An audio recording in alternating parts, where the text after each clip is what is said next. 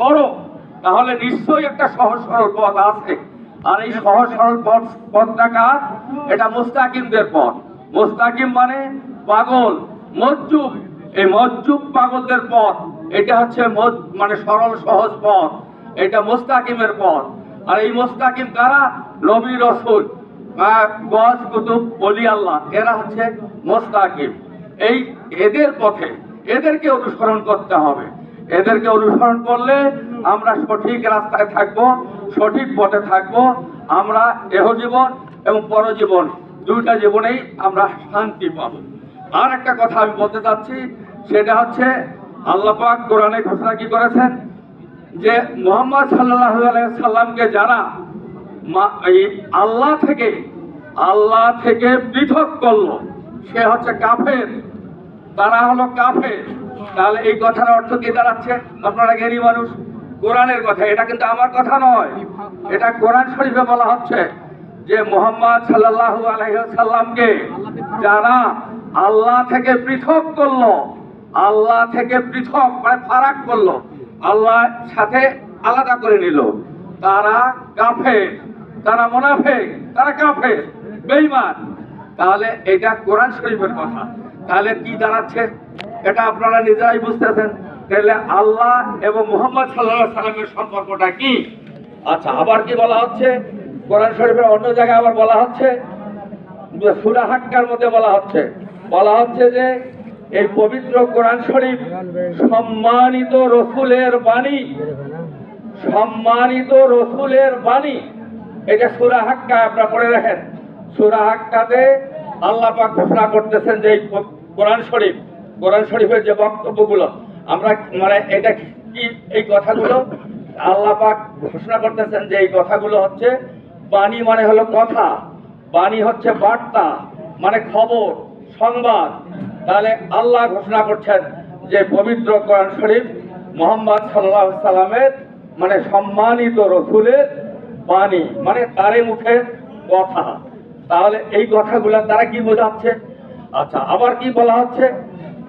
আবার বলা হচ্ছে যে যতক্ষণ পর্যন্ত কোন জাতির সামনে, জাতির নিকট আমি রসুল প্রেরণ করি নাই, ততক্ষণ পর্যন্ত ওই জাতির কোনো বিচার করব না, তাদেরকে কোনো শাস্তি দেব না। এটা আল্লাহর কথা। তার মানে কি? এই কথার অর্থ হলো এইটা কিন্তু প্রেজেন্ট টেন্স, মানে আমরা যারা পড়াশোনা করছি তারা আমরা কি জানি? অতীতকাল, বর্তমানকাল, ভবিষ্যৎকাল। এই বাক্যটার মধ্যে, এই বাক্যটাতে বলা হচ্ছে যতক্ষণ পর্যন্ত কোন জাতির কাছে আমি রসুল প্রেরণ করি নাই, ততক্ষণ পর্যন্ত ওই জাতিকে আমি শাস্তি দেব না, তাদের আমি বিচার করব না। তাহলে এটা প্রেজেন্ট টেন্স, তার মানে কি রসুল এখনো আছে। আরো একটা বাক্য এরকম আছে যে আমি প্রত্যেক জাতির জন্য, জাতিকে শিক্ষা দেওয়ার জন্য আমি রসুল প্রেরণ করেছি তাদের নিজস্ব ভাষায়। মানে আমরা মনে করি না যে কোরআন শরীফ হচ্ছে আরবি ভাষায়, তাহলে আরবি ভাষা একমাত্র আল্লাহর প্রিয় ভাষা। আর আমরা বাংলা ভাষা যারা আছি, বাংলা ভাষার মানুষ, বাংলা ভাষা আল্লাহর প্রিয় ভাষা নয়, এইরকম কথাটা আমাদের অনেকেই বলে। অনেক ওই মৌলানাদের কাছ থেকে আমরা শুনি যে আল্লাহর ভাষা হচ্ছে ওই কোরআনের ভাষা, হ্যাঁ, কোরআন শরীফের মানে আরবি ভাষা। এইটার জন্যই কোরআন শরীফের এই কথাটা আসছে যে আমি প্রত্যেক জাতির হেদায়েতের জন্য তাদের নিজস্ব ভাষায় রসুল প্রেরণ করেছি। এইটাও হচ্ছে বর্তমান কাল। তার মানে কি?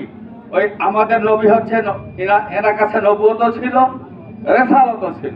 তো নবুয়ত স্তব্ধ, রেসালত চলমান, এখনো রেসালত চলতেইছে।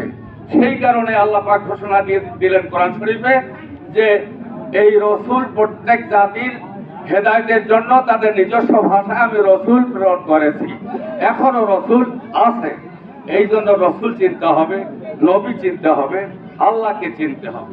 এই নবী, রসুল, আল্লাহকে কিভাবে আমরা চিনব, সেইটার জন্য আমাদের এই তরিকায় আমাদেরকে সেই শিক্ষাটা দেওয়া হয়।